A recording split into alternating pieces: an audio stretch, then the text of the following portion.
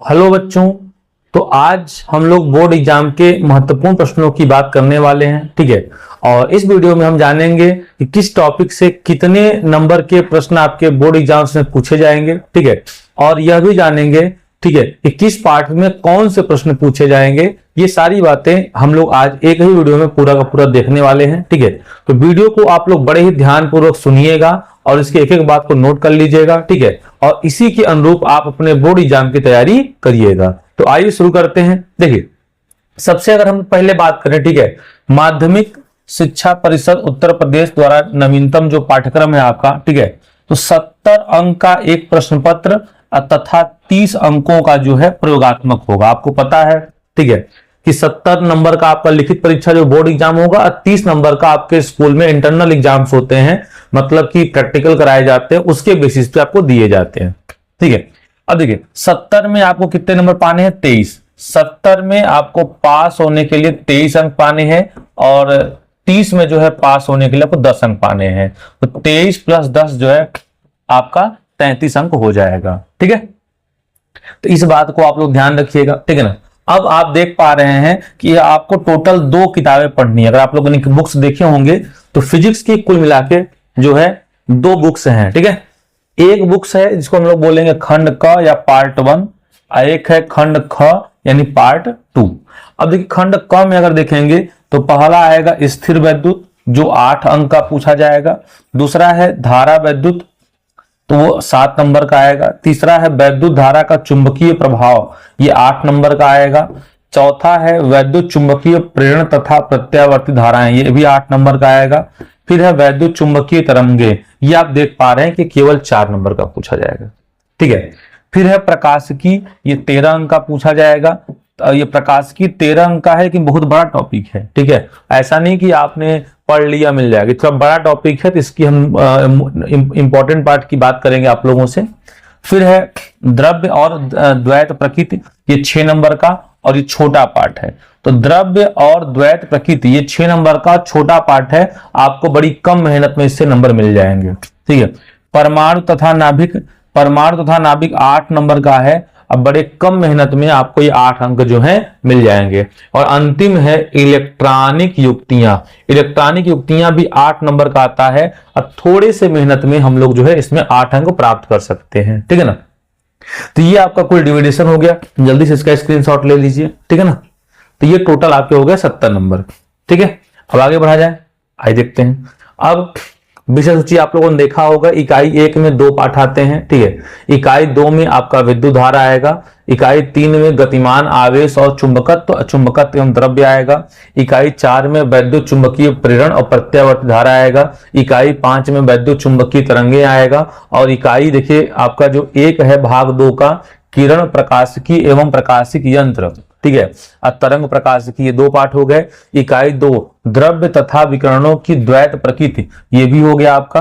ठीक है, और परमाणु नाभिक और अर्धचालक संधि डायोड, इतने भाग हमें पढ़ने हैं। ठीक है बच्चों, तो आइए शुरू करते हैं। देखिए अब बच्चों विद्युत आवेश तथा क्षेत्र। ठीक है, अब हम लोग एक एक चैप्टर के महत्वपूर्ण प्रश्नों की बात करने वाले हैं। देखिए तो इसमें अगर हम लोग बात करें, ठीक है, तो देखिए सबसे पहले वैद्युत क्षेत्र द्विध्रुव आप लोगों ने पढ़ा होगा। ठीक है, तो द्विध्रुव के कारण, ठीक है, द्विध्रुव के कारण जो है विद्युत क्षेत्र की तीव्रता। ठीक है, अब दोनों कंडीशन में एक अक्षीय कंडीशन का भी फार्मूला आपको सिद्ध करना जानना है और एक निरक्षीय। ठीक है, तो अक्षीय और निरक्षीय इन दोनों का प्रूफ पढ़ना है आपको, इनको सिद्ध करना है। ठीक है, एक फार्मूला आप लोगों ने और पढ़ा होगा टाउ बराबर पी साइन थीटा, तो बल युग्म का आघूर्ण। ठीक है, तो ये भी जो है आपके पेपर के लिए अति महत्वपूर्ण हो जाता है। ठीक है, इसके बाद अगर हम लोग बात करें तो गॉस का नियम तथा इसको निगमन भी करना है। ठीक है ना, गॉस का नियम और इसका निगमन, और साथ ही इसके सभी अनुप्रयोग जो हैं ये आपके पेपर के लिए अति महत्वपूर्ण है। ठीक है, तो गॉस का नियम और इसका निगमन और सभी सूत्रों का जो है, इसके सभी अनुप्रयोग जो है बच्चों बहुत बहुत महत्वपूर्ण है। एक अंतिम है, ठीक है, गोलीय कोष। गोलीय कोष के कारण विद्युत क्षेत्र की तीव्रता। तो आप लोगों ने पढ़ा होगा कि एक कोई गोलीय कोष है, उसके केंद्र पर बताइए और उसके केंद्र के बाहर बताइए और परिधि पर बताइए। तो आप लोगों ने काफी चीजें पढ़ी होंगी। ठीक है, तो पहले पाठ में इतना आपका जो है महत्वपूर्ण हो जाता है। ठीक है, अब बच्चे सोच रहे होंगे आंकिक प्रश्न, तो आंकिक प्रश्न के लिए आपको बहुत ज्यादा प्रयास नहीं करना है। NCERT प्लस पिछले 3 साल के previous year question paper, previous year PYQ। ठीक है, NCERT और 3 साल का जो पीछे का आपका आंसर पेपर सॉल्व कर लीजिए तो आंकिक प्रश्न में हो जाएंगे। ठीक है ना, तो ये पहला हो गया। ठीक है, अब आइए दूसरे पार्ट में देखते हैं। दूसरा है स्थिर वैद्युत। ठीक है, दूसरा पार्ट है आपका स्थिर वैद्युत विभव। ठीक है, स्थिर वैद्युत विभव तथा धारिता। अब देखिए इसमें क्या पूछा जाता है, तो सबसे पहले तो हम बात करें समविभव पृष्ठ। ठीक है, समविभव पृष्ठ, फिर द्विध्रुव, तो द्विध्रुव के कारण विभव का सूत्र। अब दोनों कंडीशन में आप लोगों ने पढ़ा होगा, एक अक्षीय होता है और एक निरक्षीय में होता है। ठीक है, ये बहुत महत्वपूर्ण है। इसके बाद द्विध्रुव को घुमाने में किया गया कार्य, घुमाने में किया गया कार्य। ठीक है, तो ये 3 टॉपिक जो हैं आपके लिए बहुत ज्यादा महत्वपूर्ण है और ये ध्यान रखिएगा। इसके बाद अगर हम लोग बात करें, एक और है समांतर प्लेट संधारित्र। इसमें 2, एक धारिता का सूत्र और एक ऊर्जा घनत्व। एक धारिता का सूत्र और एक ऊर्जा घनत्व का सूत्र, ये इंपॉर्टेंट है। तो इतने जो हैं लॉन्ग में आपको इतना तैयार करना है। ठीक है ना, इसके बाद इसके जो आंकिक प्रश्न की बात करें, आंकिक प्रश्न, तो आंकिक प्रश्न के लिए आप कोई भी क्वेश्चन बैंक ले सकते हैं। ठीक है, कोई भी क्वेश्चन बैंक ले लीजिए और उसमें जो बोर्ड एग्जाम्स में ज्यादा आए हैं उसको देख लीजिएगा। और अगर आपको बहुत ज्यादा पढ़ना है तो NCERT के आप जो है कर सकते हैं प्रश्नावली। ठीक है ना, तो जल्दी से इसका भी स्क्रीनशॉट ले लीजिए। पाठ 2 का हो गया। ठीक है ना, चलिए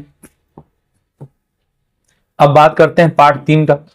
अब पार्ट 3 में बच्चों देखिए आता है, ठीक है, तो पार्ट 3 में आता है आपका वैद्युत धारा। कौन सा आता है? पार्ट 3 में आता है वैद्युत धारा। ठीक है, अब वैद्युत धारा की बात करें, देखिए वैद्युत धारा में सबसे पहले तो आपको कुछ परिभाषाएं, जैसे अनुगमन वेग, ठीक है, श्रांति काल, तो अनुगमन वेग, श्रांति काल, ये हो गया। तो ये आपको ध्यान देना है। इसके अलावा किरचॉफ का नियम,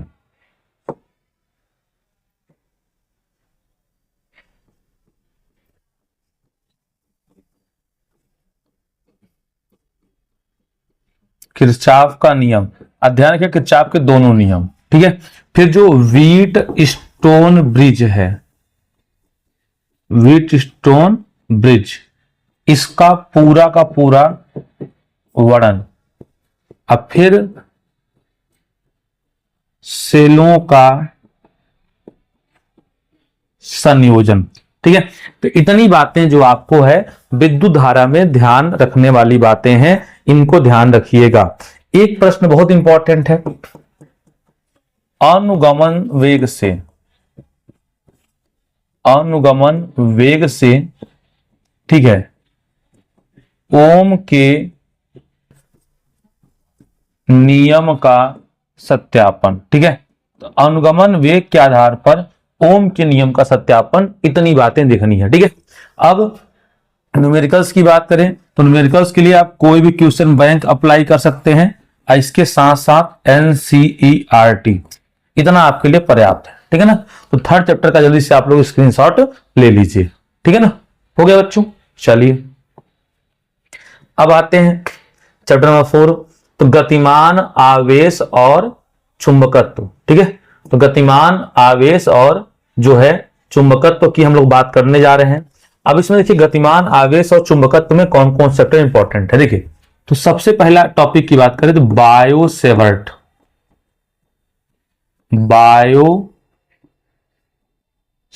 का नियम। बायो-सेवर्ट के नियम का मतलब यह है, इसका जो सूत्र है, इसके पूरे के पूरे सूत्र की जो है आप निगमन कर दीजिए। ठीक है, फिर इसके बाद होता है कि इसी नियम के आधार पर कोई धारावाहिक कुंडली है, कुंडली के केंद्र पर, धारावाहिक कुंडली के केंद्र पर चुंबकीय क्षेत्र B का फार्मूला। ठीक है, तो ये हो गया।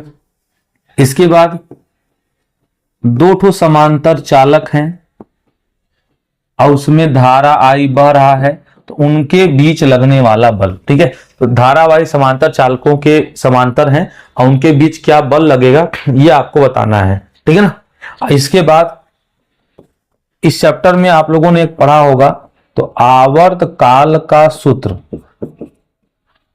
आवर्त काल का जो सूत्र है इसका निगमन करना है। ठीक है, ये बात आपको ध्यान में रखना है। इसके बाद अगर हम लोग बात करें तो एक है एम्पियर का नियम, आप लोगों ने पढ़ा होगा, एम्पियर का परिपथीय नियम। ठीक है, एम्पियर का परिपथीय नियम, इसके टोटल जो है अनुप्रयोग। ठीक है, इतना आपको ध्यान देना है। और इंपॉर्टेंट न्यूमेरिकल्स की बात करें तो क्वेश्चन बैंक अब प्लस आप जो है NCERT के साथ। ठीक है, इतना आपके लिए पर्याप्त है, इससे ज्यादा आपको नहीं पढ़ना है। ठीक है ना। आइए पांचवा है चुंबकत्व एवं द्रव्य।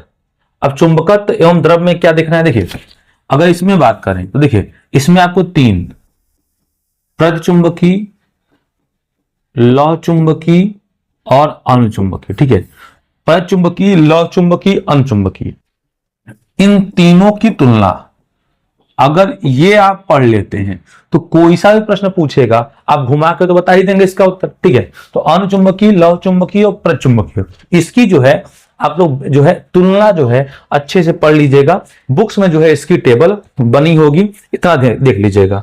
एक फार्मूला आता है टाउ बराबर NIAB sin थीटा, इस फार्मूला का निगमन। ठीक है, इस फार्मूले का निगमन भी जो है कई बार बोर्ड एग्जाम्स में पूछा गया है, तो इसको आप लोग देख लीजिएगा। ठीक है, अच्छा सवाल की बात करें तो इस चैप्टर में सवाल बहुत कम है, इसीलिए आप इसको केवल क्वेश्चन बैंक देख लीजिएगा, आपका काम हो जाएगा। ठीक है, तो क्वेश्चन चैप्टर नंबर 5 इतना ही पढ़ना है, बहुत आपको नहीं पढ़ना है। ठीक है, आइए अब आइए देखते हैं चैप्टर नंबर 6। चैप्टर नंबर जो 6 है इसका नाम है विद्युत चुंबकीय प्रेरण। ठीक है, अब छठवां में है विद्युत चुंबकीय प्रेरण। इसमें क्या पढ़ना है आपको, देखिए तो इसमें सबसे पहले अगर हम बात करें, इसमें आपको पढ़ना है फैराडे का नियम। ठीक है, फिर आपको पढ़ना है लेंज का नियम। ठीक है, तो विद्युत चुंबकीय प्रेरण में फैराडे का नियम पढ़ना है और आपको पढ़ना है लेंज का नियम। इसके बाद ठीक है स्वप्रेरण की पूरी व्याख्या और अन्योन्य प्रेरण की पूरी व्याख्या। ठीक है, तो स्वप्रेरण और अन्योन्य प्रेरण, इसकी जो पूरी की पूरी डीप व्याख्या होती है, जो पूरा फार्मूला आता है L का M का, वो आपको पूरा का पूरा देखना है। इतनी बातें अगर आप देख लेते हैं तो ये चैप्टर आपका कंप्लीट हो जाएगा। और हाँ, विद्युत चुंबकीय प्रेरण से आप क्या समझते हैं इसकी एक परिभाषा। ठीक है, अब बाकी आप लोग को नोट्स में हम बेहतर बता चुके हैं। ठीक है ना बच्चों। चलिए अब चैप्टर नंबर 7। चैप्टर नंबर 7 है प्रत्यावर्ती धारा। अब प्रत्यावर्ती धारा में क्या इंपॉर्टेंट टॉपिक है, देखिए तो प्रत्यावर्ती धारा में जैसे देखिए आपको सबसे एक इंपॉर्टेंट है AC और DC में अंतर। ठीक है, AC DC में अंतर, ये ध्यान देना है। ठीक है, एक V बराबर V0 sine omega t minus five, या I बराबर I0 साइन ओमेगा टी या प्लस 5, कुछ भी हो सकता है। तो इन पर आधारित सवाल, अब इन पर आधारित सवाल के लिए आपको फार्मूले याद होने चाहिए, जो हम ऑफलाइन क्लास में आपको बता चुके हैं। ठीक है, इसके बाद बात करें तो हम लोगों ने पढ़ा था कि जब परिपथ में क्या हो, आर और सी हो, आर और एल हो, एल और सी हो, आर एल सी हो। तो ये सब जो चीजें हम लोगों ने पढ़ा था ये आप देख लीजिएगा, इनमें से ये कोई एक आ सकता है, किसी कोई गारंटी नहीं है कौन सा आएगा, ठीक है। तो नॉर्मली आर एल सी आता है या आर एल आता है या आर सी आता है, तो इसको जो है आप इन सभी की प्रैक्टिस जो है अच्छे से कर लीजिएगा, ठीक है। तो कोई भी आ सकता है, ठीक है। तो जल्दी से इसका स्क्रीनशॉट आप लोग ले लीजिए चैप्टर नंबर 7 का। अब 8वां, विद्युत चुंबकीय तरंगे। अब देखिए विद्युत चुंबकीय तरंगों की बात करें अगर, ठीक है, तो विद्युत चुंबकीय तरंग में क्या क्या इंपॉर्टेंट है आपके लिए, कि बहुत छोटा चैप्टर है। देखिए इसमें आपको पराबैंगनी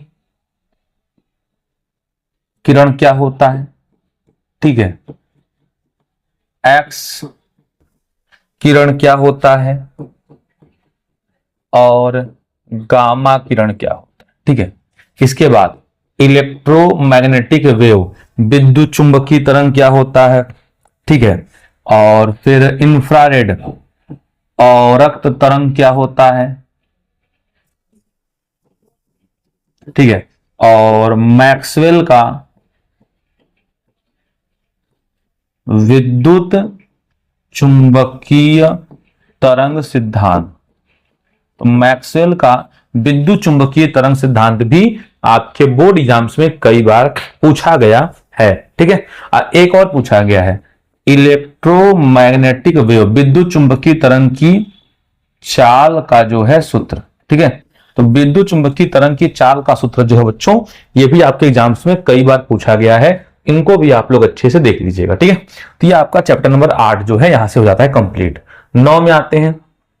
अब चैप्टर नंबर 9 थोड़ा बड़ा है, इसको ध्यान से देखिएगा, किरण प्रकाशिकी एवं प्रकाशिक यंत्र। अब इसमें क्या क्या जानना है आपको, देखिए तो सबसे पहले आप लोग को जो है, आप लोगों ने पढ़ा था कि प्रिज्म के पदार्थ का एक अपवर्तनांक था, ठीक है। अब अपवर्तनांक के सूत्र का जो है निगमन और इस पर आंकिक सवाल, ये आपको तैयार होना चाहिए, ठीक है। फिर इसके बाद गोलीय पृष्ठ से, ठीक है। अब गोलीय पृष्ठ में कौन होगा, अवतल होगा और उत्तल होगा, दोनों के लिए अपवर्तन का सूत्र, ठीक है। तो दोनों के लिए अपवर्तन के सूत्र को आपको देखना है, ठीक है। इसके बाद दो लेंस हैं, दो संपर्क में लेंस मान लीजिए अगर रखे गए हैं, ठीक है, तो इनकी जो फोकस दूरी होगी उसका सूत्र क्या होगा। फिर इसमें न्यूटन का सूत्र है, तो न्यूटन का जो सूत्र है उसका निगमन करना है, ठीक है। इतनी बातें आपको ध्यान में देनी है। उसके बाद अगर देखें, ठीक है, तो संयुक्त सूक्ष्मदर्शी, संयुक्त सूक्ष्मदर्शी, ठीक है, और एक खगोलीय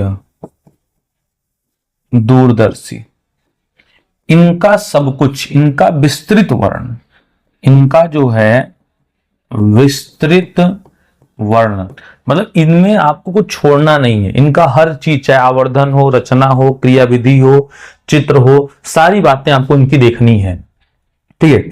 फिर परावर्ती जो दूरदर्शी है, परावर्ती दूरदर्शी, इसका केवल जो है आप लोग किरण आरेख देख सकते हैं, ठीक है। इसका हम लोग क्या करेंगे, किरण आरेख देख लेंगे, इतने से हम लोग का काम हो जाएगा, ठीक है। तो ये आपका हो गया नंबर 9, ठीक है। चैप्टर नंबर 9 कंप्लीट होता है। अब आइए 10 देखते हैं। 10 में है तरंग प्रकाश की। अब तरंग प्रकाश की जो है ये भी थोड़ा बड़ा है। अब इसमें क्या देखना है आपको, देखिए तो आप लोगों ने पढ़ा है हाइगेंस की द्वितीयक तरंगिका सिद्धांत। तो हाइगेंस की जो द्वितीयक तरंगिका सिद्धांत है इसको देखना है, और इसी के आधार पे अपवर्तन और परावर्तन की व्याख्या, तो ये आपको देख लेना है, ठीक है। फिर व्यतिकरण व विवर्तन के बारे में, और इसकी शर्तें क्या हैं, इसकी भी शर्तें क्या हैं, और दोनों में अंतर, ठीक है ना। यानी व्यतिकरण और विवर्तन में क्या अंतर है और दोनों की क्या शर्तें हैं, ये आपको सारी की सारी बातें ध्यान में देनी है तरंग प्रकाशिकी के अंतर्गत, ठीक है। इसके बाद ध्रुवण आपको देखना है, ध्रुवण क्या होता है, और पोलराइड या पोलेराइड, अब पोलराइड का सिद्धांत क्या है, ठीक है, और इसके उपयोग, पोलराइड के कम से कम 1-2 उपयोग लिखने हैं, ठीक है। तो ये सारी बातें आप लोग ध्यान रखिएगा, ठीक है। अब इसके बाद तो यंग का द्विस्लिट प्रयोग, ठीक है, ध्यान दीजिएगा, यंग का द्विस्लिट प्रयोग, यंग का द्विस्लिट प्रयोग दिखना है, और आपका एक है एकल झर्री वाला, एकल झर्री।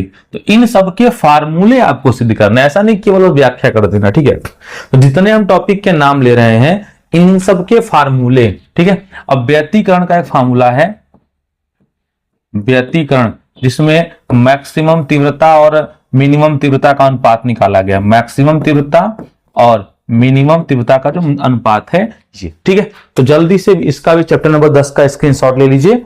अब बच्चों बड़े पाठ हो गए, अब बड़े बड़े जितने पाठ थे वो हो गए, अब हम लोग बात कर रहे हैं छोटे छोटे पाठों की। अब विकिरण तथा द्वैत प्रकृति की बात करें, ठीक है बच्चों। अब विकिरण तथा द्वैत प्रकृति ये बहुत छोटा चैप्टर है, ठीक है। तो देखिए, अब विकिरण तथा द्वैत प्रकृति की बात करें, इसमें क्या कहेगा, देखिए इसमें आपसे एक पूछता है कार्य फलन की परिभाषा, कार्य फलन की परिभाषा, ठीक है। उसके बाद प्रकाश वैद्युत प्रभाव का वर्णन, प्रकाश वैद्युत प्रभाव, इसके बारे में वर्णन, सब कुछ छोड़ना ही नहीं है। प्रकाश वैद्युत प्रभाव आपके बोर्ड एग्जाम में दिखेगा, ठीक है। सारी चीजें, इसके क्या कंडीशन होते हैं, क्या गुण होते हैं, कैसे होता है, सारी बातें पढ़ लीजिएगा, क्योंकि प्रकाश वैद्युत प्रभाव से आपसे पेपर में जरूर जरूर पूछा जाएगा, ठीक है। और डी ब्रोगली समीकरण, डी ब्रोगली का समीकरण, ठीक है। तो डी ब्रोगली का समीकरण आपके लिए अति इंपॉर्टेंट है, ये कैसे आता है इस बात को आप लोग देख लीजिएगा कि कैसे सिद्ध होगा, ठीक है। तो इतना हो गया बच्चों। तो ये आपका चैप्टर नंबर कौन सा हो गया, चैप्टर नंबर हो गया 11, ठीक है। और इसमें जो है आप लोग आइंस्टीन समीकरण भी आप देख सकते हैं, तो इसको आप लोग देख लीजिएगा। आइंस्टीन समीकरण इसमें जरूर दिया होगा, ठीक है ना, आइंस्टीन समीकरण, आइंस्टीन समीकरण। और इस चैप्टर को तो हम कहेंगे कि आप क्वेश्चन बैंक से पढ़िएगा, ठीक है। क्वेश्चन बैंक से पढ़ेंगे, सारी बातें आपकी क्लियर हो जाएंगी। अब आते हैं बच्चों चैप्टर नंबर 12। अब चैप्टर नंबर 12 में क्या पढ़ना है, देखिए, तो अगर 12 की बात करें तो आपको देखिए रदरफोर्ड के बारे में पढ़ना है, रदरफोर्ड का जो है परमाणु मॉडल पढ़ना है आपको, परमाणु मॉडल। इनका एक था अल्फा कण प्रकीर्णन प्रयोग, अल्फा कण प्रकीर्णन प्रयोग आपको ये देख लेना है। अब बाकी इसके अलावा आप बहुत पढ़ेंगे तो बोहर का पढ़ सकते हैं, ठीक है, बोहर की परिकल्पना, बोहर की परिकल्पना, इतनी बातें आप लोग देख लीजिएगा, ठीक है। तो ये हो जाएगा आपका। अब आते हैं 13 में बात करें नाभिक की। तो नाभिक में देखिए आपको केवल 2 ही चीजें पढ़नी है, एक पढ़ना है नाभिकीय संलयन के बारे में, नाभिकीय संलयन, एक नाभिकीय विखंडन के बारे में पढ़ना, ठीक है। इनके बारे में थोड़ा सा आप लोग डीप नॉलेज ले लीजिएगा। डीप का मतलब कम से कम इनके बारे में 100 शब्दों से ऊपर, ठीक है, 100 शब्द दोनों के बारे में इकट्ठा कर लीजिएगा। और हाँ, इनके उदाहरण जरूर, उदाहरण कैसे वाले, रासायनिक समीकरण वाले, ये जरूर देख लीजिएगा, ठीक है। तो चैप्टर नंबर 13 हो गया। अब चैप्टर नंबर 14 है आपका, ठीक है, अर्धचालक यानी संधि डायोड। अब देखिए संधि डायोड की परिभाषा, सबसे पहले संधि डायोड की परिभाषा क्या होती है, ठीक है, और पीएन संधि डायोड का चित्र, पीएन संधि डायोड का चित्र, ठीक है। अब इसका फॉरवर्ड बायस में और रिवर्स बायस में पूरा का पूरा वर्णन। फॉरवर्ड बायस का मतलब होता है अग्र अभिनत और रिवर्स बायस का मतलब होता है पश्च अभिनत। ठीक है, और पीएन संधि डायोड का, ठीक है, फुल वेव रेक्टिफायर पूर्ण तरंग दिष्टकारी के रूप में और अर्ध तरंग दिष्टकारी के रूप में इसमें आपका वर्णन करता है। ठीक है, इतना पढ़ लेते हैं तो आपका ध्यान रखिएगा, न्यूमेरिकल छोड़ दें तो आपका 95% यहां से फंस जाएगा। ठीक है, तो 95% थ्योरी इतने से ही आना है आपको। ठीक है, इतनी टॉपिक आप तैयार कर लेते हैं तो 95% थ्योरी आप कवर कर लेते हैं। न्यूमेरिकल के लिए आप कोई भी क्वेश्चन बैंक और 2-3 साल का PYQ अगर लगा लेते हैं तो आपका हो जाएगा। ठीक है, तो बच्चों देखिए, इसको बनाने में बहुत मेहनत लगा। सबसे पहले तो हमने पूरे जो है सिलेबस को देखा, उसके बाद एक एक क्वेश्चंस को नोट किया ताकि आपसे कुछ आपको मतलब कम मेहनत में आपको ज्यादा कुछ मिल सके। ठीक है, तो इसलिए आप लोग वीडियो को जरूर पूरा देखिएगा और देखने के बाद आपके जो मित्र हैं, जो फ्रेंड हैं, उनको भी ये जरूर बता दीजिएगा ताकि वो भी जो है इस बात से न डरें कि अरे फिजिक्स तो हमें बहुत पढ़ना है। अब आप देखेंगे तो बड़े मुश्किल से हमें लगता है कि 60 से 70 क्वेश्चन में आपका पूरा फिजिक्स खत्म होने वाला है। ठीक है, तो 60 से 70 ही लगा के हम लोग सारे काम कर लेने वाले हैं। तो मिलते हैं आपसे अगले वीडियो में। धन्यवाद।